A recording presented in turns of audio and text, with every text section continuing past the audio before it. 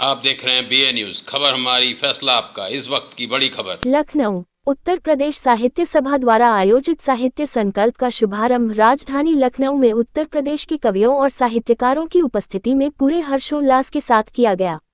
अंतर्राष्ट्रीय बौद्ध संस्थान सभागार के अटल नीरज मंच पर साहित्यकारों के इस समागम का शुभारंभ उप मुख्यमंत्री बृजेश पाठक, साहित्य सभा के प्रधान संयोजक सर्वेश अस्थाना और वरिष्ठ कवि शिव भजन कमलेश ने दीप प्रज्वल के साथ किया। मुकुल महान द्वारा संचालित उद्घाटन सत्र में प्रदेश के 5 बाल साहित्यकारों को सम्मानित किया गया। साहित्य सभा द्वारा अनीता सिम्हा, अनिल किशोर शुक्ल निडर, नीलम राकेश, अलका प्रमोद एवं डॉक्टर रुचि श्रीवास्तव को बाल साहित्यकार सम्मान प्रदान किया गया। इसके बाद द्वितीय सत्र में पत्रकार सुधीर मिश्र की पुस्तक मुसाफिर हूँ यारों पर वार्ताकार पंकज प्रसून ने परिचर्चा की। साहित्य संकल्प के तृतीय सत्र तहजीब की खुशबू में वार्ताकार अनुपम श्रीवास्तव ने सत्र के वक्ता नवलकांत सिन्हा एवं रवि भट्ट से लखनऊ के मिजाज पर चर्चा की। आयोजन के चतुर्थ सत्र में विनोद शंकर शुक्ल की पुस्तक आओ वन जीवों को जाने एवं बरवे विनोद का लोकार्पण किया गया।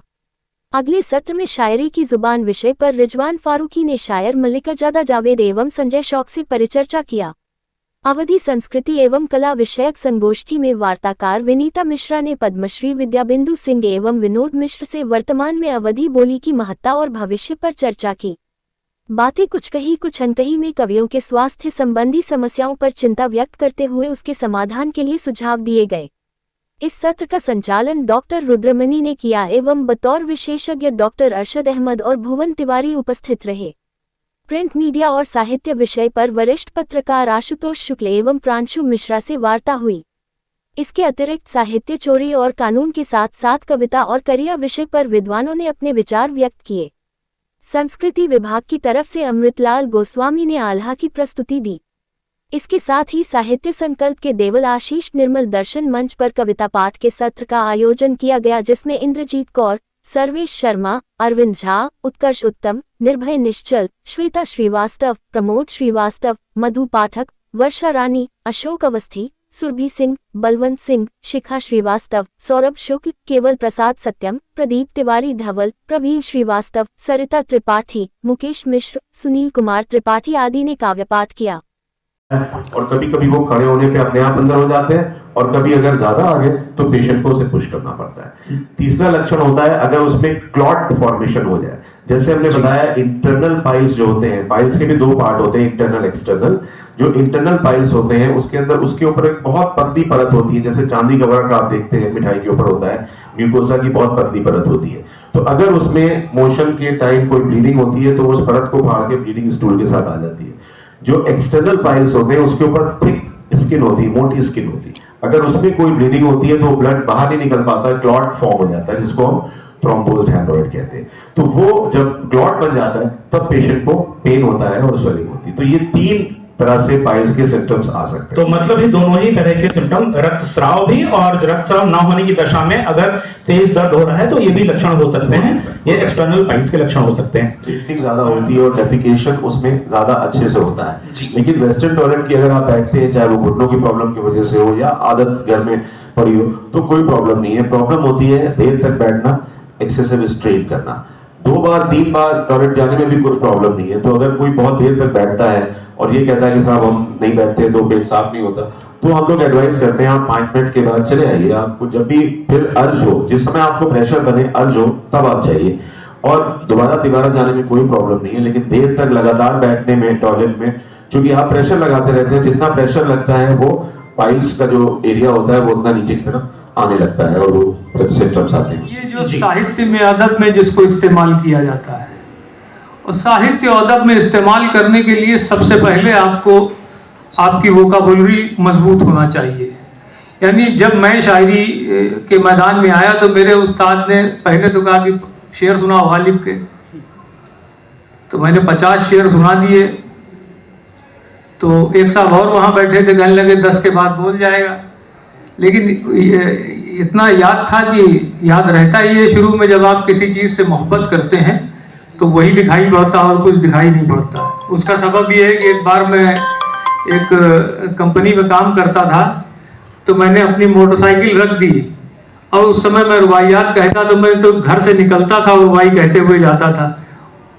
48 कागज में लिख लेता था, 2 याद रखते थे, दिन में 50 कहता था। तो जबान पर जब आपका उबूर हो जाएगी, यानी सिद्धस्थ जब आप हो जाएंगे, जबान जब आपको आ जाएगी, तो आपको कोई परेशानी नहीं होगी।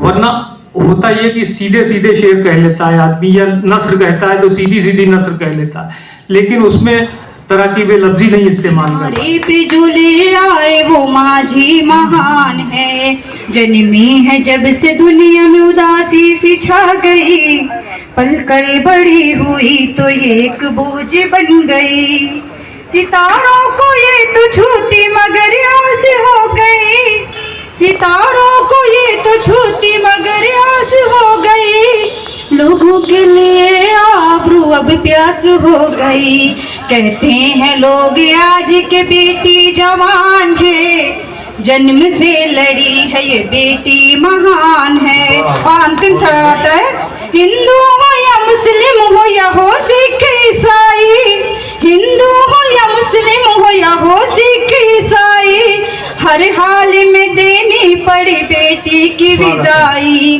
खंजर में ये पली है तो टुकड़ों में बटी है, खंजर में ये पली है तो टुकड़ों में बटी है, मैं का कहीं ससुराल बस बेटी की जुदाई, बेटी जहाँ नहीं वो घर सईदा वीरान है, जन्म से लड़ी है ये बेटी। बहुत सुंदर काव्य भाषण देते हुए बताएं आज का जो कार्यक्रम रहा साहित्य संकल्प में आप भी आमंत्रित थे और आपने जैसे कि बहुत सारी चीज़ों के बारे में बताया, तो उसके बारे में थोड़ा आज के कार्यक्रम के बारे में थोड़ा बताया। मैं डॉक्टर भुवन चंद्र तिवारी हूँ, हॉस्पिटल में अपनी कहानी को अक्सर दोस्त की कहानी बनाकर चर्चा करने का, जैसे ये साहित्य का कार्यक्रम है जिसमें कि अलग अलग देश और अलग देश के और साहित्य, इसी तरह साहित्य के बारे में चर्चा हुई और क्या कारण होते हैं कि किन लोगों को आर्ट की बीमारियाँ ज़्यादा होती हैं, क्या रिस्क फैक्टर्स होते हैं उनको कैसे पहचानें, इसके अलावा रिस्क फैक्टर्स के अलावा ये बात हुई कि कैसे लक्षण होंगे, आप क्या लक्षण को पहचानें, और अगर लक्षण है तो फिर आपको उसको कैसे आगे का इलाज करना है, तो इस बारे में काफ़ी अच्छा चर्चा हुई।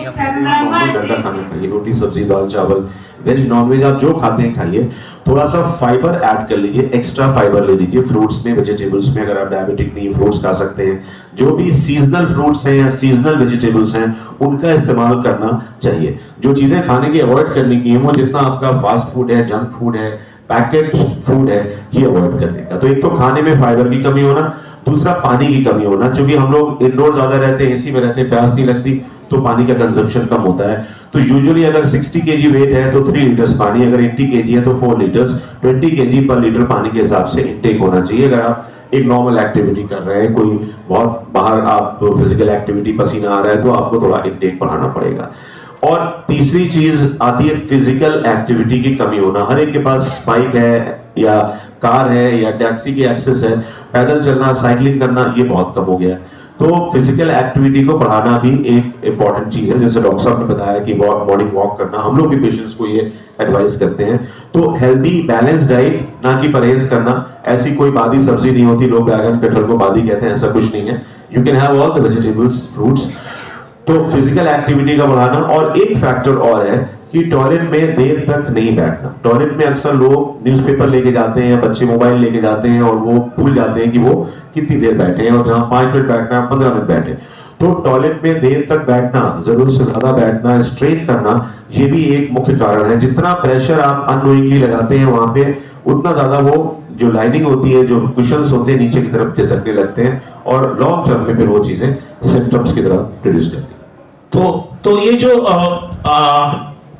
इस समय ये आपने डॉक्टर साहब बिल्कुल भी इंगित किया कि जो है लोग बहुत कॉमन, ये बहुत ही इधर आदत हो गई है कि लोग न्यूज़पेपर लिखे। जब से वेस्टर्न टॉयलेट का कॉन्सेप्ट आया, जब से हिंदुस्तान में आया, पहले आज के 2 दशक पहले तक इंडियन टॉयलेट्स की ही ज्यादातर होती थी। वेस्टर्न टॉयलेट केवल होटलों में देखने को मिलते थे, वो भी इसलिए कि अंतरराष्ट्रीय आवागमन होने के नाते लोगों को असुविधा ना हो। लेकिन इधर ये आया, तो क्या ये एक फैक्टर? आप अपना परिचय देते हुए आज के कार्यक्रम जो है में आप ने अपना वार्ता रखी, जो भी कार्यक्रम रिव्यूज रखी, उसके बारे में कुछ बताएं अपना। Doctor Arshad Ahmad, medical college में प्रोफेसर था सर्जरी में। अभी हम प्राइवेट अपना क्लिनिक करते हैं और हम इनोरेक्टल प्रॉब्लम जिसमें पाइल्स है, फिशर है, फिस्टुला है, इस तरह की बीमारियां हैं, इनकी एक्सपर्टीज़ है और इसी पर वर्क करते हैं। आज हम लोगों का जो चर्चा थी उसमें ये था कि ये जो कॉमन प्रॉब्लम्स हैं जैसे पाइल्स से रिलेटेड प्रॉब्लम्स हैं, फिस्टुला है, फिशर है, इन प्रॉब्लम्स को क्यों, इनका क्या कारण है जो इनका इंसिडेंस बढ़ रहा है और यंग पॉपुलेशन में भी हम लोग देख रहे हैं कि ये प्रॉब्लम्स काफ़ी पाई जा रही हैं और क्या रीजंस हैं जिससे प्रॉब्लम का इंसिडेंस बढ़ रहा है और कैसे हम इनसे बच सकते हैं। और अगर प्रिकॉशंस देने के बाद भी अगर कोई प्रॉब्लम होती है, पेशेंट को कोई सिम्टम आता है तो उसमें क्या करना चाहिए, किससे परामर्श लेना चाहिए और किस तरह से उसका ट्रीटमेंट करना चाहिए, इसके बारे में हमारी चर्चा है। ठीक, तो जिस तरह से ट्रीटमेंट के बारे में बताया आपने, जैसे कि साहित्य संकल्प कार्यक्रम रखा गया और आज आपको एक मंच प्रदान किया गया, बहुत सारे लोगों ने आपकी बातें ध्यान से सुनी और बहुत सारे लोग इस जैसे कि पाइल्स से और बहुत सारी ट्रीटमेंट से नहीं हो पाता, दिक्कत सामना करते हैं, तो उनको मतलब कैसा एक क्या एडवाइस देना चाहेंगे हम लोग? देखिए, पहले तो एक हेल्दी लाइफस्टाइल की, क्योंकि साइंस से जुड़े लोग हों या किसी भी प्रोफेशन से जुड़े लोग हों, अगर हमारा लाइफस्टाइल हेल्दी है, हेल्दी लाइफस्टाइल से मतलब हमारा जो फूड है, अगर बैलेंस डाइट हम ले रहे हैं, उसमें पर्याप्त मात्रा में हम फाइबर ले रहे हैं, पानी पी रहे हैं, जो मैदे का खाना है, जो फास्ट फूड है, जंक फूड है, अगर हम उससे बच रहे हैं, दूसरी चीज़ अगर हम रेगुलर कोई व्यायाम कर रहे हैं, एक्सरसाइज कर रहे हैं, जॉब कर रहे हैं, जिसको हम एक हेल्दी लाइफस्टाइल कहते हैं, तो हर प्रोफेशन से जुड़े लोगों के लिए इम्पोर्टेंट है कि वो अपनी सेहत के लिए अपनी डाइट पे और अपनी जो फिजिकल एक्टिविटी है उसको इतना रखें जिससे कि हम इन बीमारियों से, जिसमें और अक्सर में हार्ट की बीमारियों के बारे में चर्चा की और तमाम बीमारियों से, पाइल्स की प्रॉब्लम्स है, कॉन्स्टिपेशन से, उसके अलावा डायबिटीज़ है, हाइपरटेंशन है, बहुत सारी ऐसी बीमारियाँ हैं जो लाइफस्टाइल रिलेटेड है और जो फैक्टर्स जिनको हम कंट्रोल कर सकते हैं, जिनको हम चेंज कर सकते हैं, तो सबसे इम्पॉर्टेंट तो वही है कि वो फैक्टर्स हम पहले उनको सही करें, जो करेक्शन हमें करने हैं वो हम करें और उसके बाद भी अगर कोई लक्षण होते हैं तो हम इधर उधर इंटरनेट से देख के ट्रीटमेंट ना करें या हम अनक्वालिफाइड लोगों के पास ना जाएं, हम किसी प्रॉपर क्वालिफाइड डॉक्टर से परामर्श करें। साहित्य संकल्प जो कार्यक्रम रखा गया है उसके बारे में क्या कहना चाहेंगे, जो आयोजन के बारे में क्या कहना चाहेंगे, सर्विस स्थान के लिए क्या कहना चाहेंगे? ये बहुत अच्छा कार्यक्रम है, हम लोग आभारी हैं साहित्य संस्थान की, हम लोग को इस पर मौका दिया गया इस मंच पे आने का और हम लोगों का इंटरेक्शन हुआ बहुत सारे साहित्यकारों से, बहुत सारे लोगों से, डॉक्टर मधुमरी जो हमारे सहयोगी भी हैं, सर्जन भी हैं और साथ साथ साहित्य में इनकी रुचि है, तो इस तरह के प्रोग्राम से डेफिनेटली सोसाइटी में लोग मिलते हैं, इंटरेक्शन होता है और ना केवल हमारे जो हमारा साहित्य है या हमारा लिटरेचर है उसको बढ़ावा मिलता है, बल्कि हमें लगता है ये एक सोशल प्लेटफॉर्म भी प्रोवाइड करता है लोगों को एक दूसरे से कनेक्ट। तो बताइए, जैसे कि डॉक्टर साहब आपके साथ में 2 डॉक्टर थे और आपने बहुत ही अच्छा क्वेश्चन आंसर दिया, लोगों की समस्याओं को ध्यान में रखते हुए आपने जो क्वेश्चन किए डॉक्टर साहब ने भी उस क्वेश्चन का बहुत ही खूबी से जो है जवाब दिया है, तो उसके बारे में क्या कहना चाहेंगे? आप अपना परिचय दे तो बताएं। जी, मैं डॉक्टर रुद्रमणि हूँ, मैं वर्तमान में राममनोहर लोहिया आयुर्विज्ञान संस्थान में प्रोफेसर सर्जरी के पद पर कार्यरत हूँ। जी, साहित्य मेरी सदैव से रुचि रही है और इसलिए मैं उत्तर प्रदेश साहित्य सभा का स्थायी सदस्य हूँ वर्तमान में। और आज के इस कार्यक्रम के संयोजक समिति का भी जो है सदस्य हूँ। तो आज का एक कार्यक्रम में मेरी भूमिका संयोजक समिति के सदस्य के रूप में ज़्यादा रही है, सर्जन के बतौर कम रही है। हाँ, लेकिन हम जो प्रस्थापना है साहित्य जो शब्द है, इस शब्द में भी जैसा सची सर्वेश्वर खन्ना साहब के मुखारबिंद से हमने सुना कि साहित्य वह है जो सबका हित करे और अगर कोई भी ऐसी चीज़ है जो सबका हित करने के लिए बनी हुई है तो उसमें चिकित्सा कहीं भी अछूती नहीं है। और जिस तरीके से हमारे साहित्यकारों बंधुओं का लगातार जो है भ्रमण होता रहता है, खाने पीने की समस्याएं हैं, बहुत सारी चीज़ें हैं, उससे उनके जो स्वास्थ्य पर जो दुष्प्रभाव हैं और दुष्प्रभाव के परिणाम स्वरूप जो बीमारियाँ उत्पन्न होती हैं, तो ये हम लोगों का एक थोड़ा सा विचार था कि एक ऐसी भी चर्चा रखी जाए जिसमें हम स्वास्थ्य संबंधी चर्चा कर सकें।